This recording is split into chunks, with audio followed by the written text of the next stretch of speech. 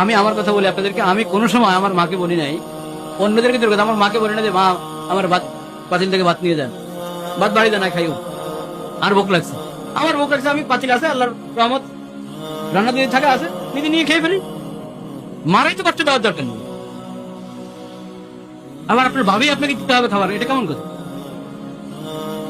ভাবেই খাবার দিতে হবে কেন?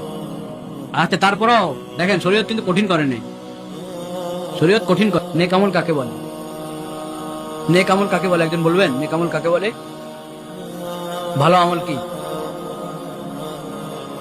হ্যাঁ, নেক আমল নামাজ, হ্যাঁ, আর রোজা, যাকাত, আর আর হ্যাঁ হ্যাঁ কোরআন তিলাওয়াত, আর